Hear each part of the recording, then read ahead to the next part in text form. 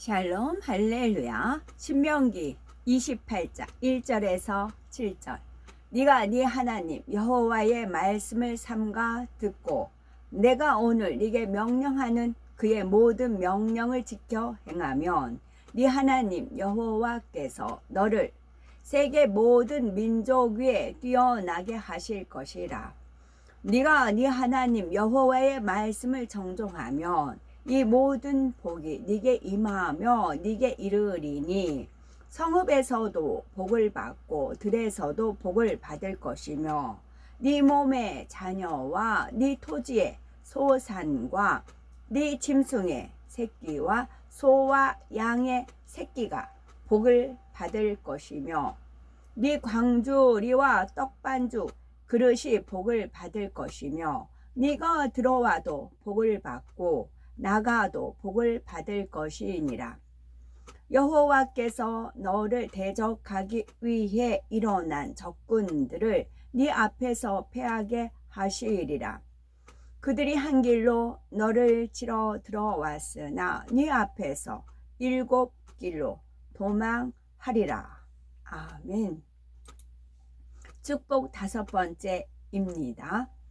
하나님께서 축복 주시기 위한 조건, 곧 말씀과 명령, 참된 순종, 또 말씀에 대한 변함이 없는 믿음에 대하여서 살펴보았지요. 이 세 가지 조건을 갖추면 하나님께서는 마음껏 축복해 주십니다. 먼저는 3절에 기록된 대로 성읍에서도 복을 받고 들에서도 복을 받는다 하였지요. 우리가 머무는 땅이나 지역에 복이 임한다는 말씀입니다. 4절에서 6절 말씀을 중심으로 축복의 그릇을 준비할 때 임하는 축복에 대하여 증거하겠습니다. 첫째, 자녀와 사업터, 일터, 모든 소유에 임하는 축복. 4절에 네 몸의 소생과 네 토지의 소산과 네 짐승의 새끼와 우양의 새끼가 복을 받는다 말씀하고 있지요.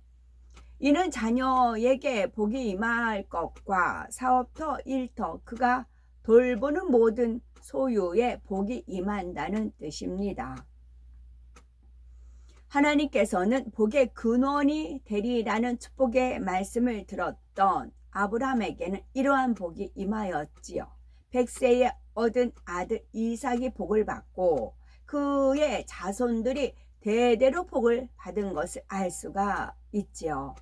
창세기 26장 4절에 하나님께서 이삭에게 네 자손을 하늘의 별과 같이 번성하게 하며 이 모든 땅을 네 자손에게 주리니 네 자손을 인하여 천하 만민이 복을 받으리라 말씀하셨습니다.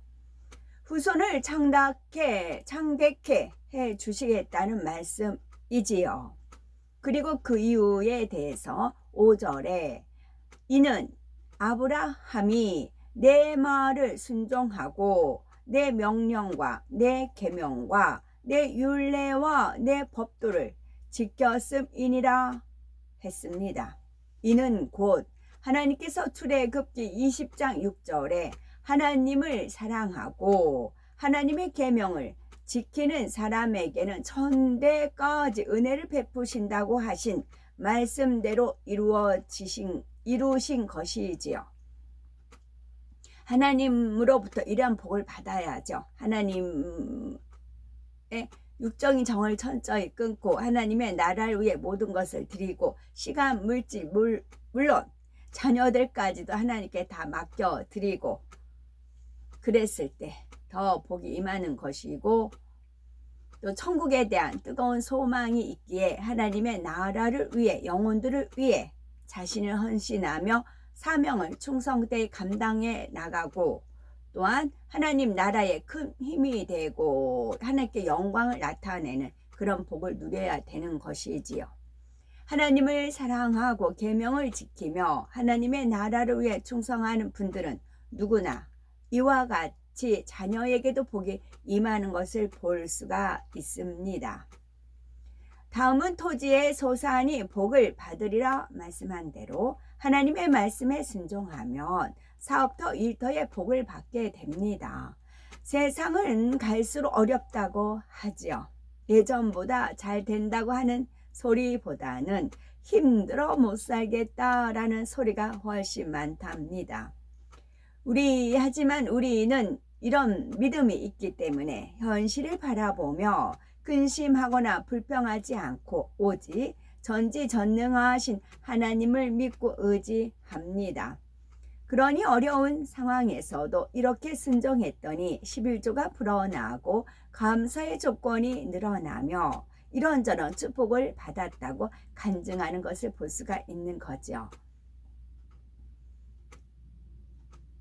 다음으로는 짐승의 새끼와 우양의 새끼가 복을 받는다라는 말씀은 그 소유의 복이 임한다는 뜻입니다. 야곱의 경우를 보면 이를 잘 알 수가 있죠. 야곱이 외삼촌 라반의 집에 왔을 때는 빈손이었지만 그가 하나님의 섭리 가운데 라반의 집에서 나올 때는 그 소유가 심히 풍부하여서 양떼와 노비와 약떼와 나귀가 많았습니다. 하나님께서 역사하시니 야곱이 지혜를 얻어서 자신이 돌보는 가축들 중에서 실한 것은 다 자기 소유로 삼을 수가 있었기 때문이지요. 또 그 소유는 축나지 않도록 지켜주셨답니다. 이처럼 하나님께서 축복을 주시면 우리의 소유에 손실이 생기지 않고 풍성한 소확을 얻을 수가 있습니다. 농사나 낙농을 하시는 분들은 이런 체험을 수없이 하고 계시죠. 전국적으로 가축 전염병이 유행하여도 하나님께서 지켜주시니 소유에 전혀 손실이 없는 경우도 있고 구제역으로서 소가 지킴을 받고 양봉, 병아리 등을 하나님께 의지하니까 믿음으로 키우니까 질병이 사라지고 튼튼하게 자라기도 하고 또 벼, 배추, 고추, 사과 등에도 실한 열매로 풍성한 수확을 얻을 수가 있는 것입니다. 주님의 공간 안에 있다는 것만으로도 이러한 축복을 주실진데 축복받기 합당한 그릇을 갖춘다면 얼마나 더 놀라운 축복의 주인공이 되겠습니까? 이처럼 우리의 자녀, 우리의 사업터, 우리의 일터, 그리고 모든 소유에 하나님께서 주시는 복이 넘쳐야 되겠죠. 두 번째, 소유가 넘쳐나 먹을 식물이 풍성한 축복. 5절에 보니 네 광주리와 떡반죽 그릇이 복을 받는다라는 것은 소유가 넘쳐남으로써 먹을 식물이 풍성할 것을 의미합니다. 창세기 14장에 보면 아브라함이 조카 롯이 전쟁 중에 포로로 잡혀갔다는 소식을 듣고 집에서 길리고 연습한 자 318명을 거느리고 롯을 구출하러 가는 내용이 나오죠. 이렇게 조카를 구출해 오는 과정에서 아브라함은 많은 전리품을 얻게 됩니다. 이때 소돔 왕은 전쟁으로 잡혀간 사람들을 찾아준 것만으로도 감사하여 전리품을 아브라함에게 주려고 했습니다. 그러나 아브라함은 창세기 14장 23절에 네 말이 내가 아브라함으로 치부케 하였다 할까 하여 네게 속한 것은 물론 한 실이나 신들매라도 내가 취하지 아니하리라 하며 굳고 사양하지요. 하나님께서 만일 축복만을 바라는 하나님으로부터 말미암은 축복만을 바라는 마음이었기 때문입니다. 세 번째, 우리는 하나님의 손길을 체험을 합니다. 광야에서 이스라엘 백성에게 만나를 먹여주시고 메추라기를 주시며 반석에서 물을 내어주셨듯 하나님께서는 친히 먹여주시고 입혀주시며 부족할 것이 없도록 해주신답니다. 세 번째, 범사에 형통한 축복. 6절에 들어와도 복을 받고 나가도 복을 받는다는 것은 우리가 가는 곳마다 복이 임하며 범사가 형통한다는 것을 의미합니다. 성경에 보면 하나님께서 늘 함께 하심으로써 가는 곳마다 복을 받고 형통했던 인물이 나오죠. 바로 아브라함이 대표적인 인물입니다. 하나님께서는 아브라함과 함께하는 사람에게도 그 복을 내려주신 것을 볼 수가 있습니다. 더욱이 창세기 12장 3절을 보면 아브라함을 축복하는 사람에게는 복을 내리고 아브라함을 저주하는 사람에게는 저주를 내리시겠다라고 약속해 주셨습니다. 이런 아브라함은 어디를 가든지 한 나라의 왕도 함부로 대할 수 없는 사람으로서 존귀히 여김 받았던 것을 볼 수가 있습니다.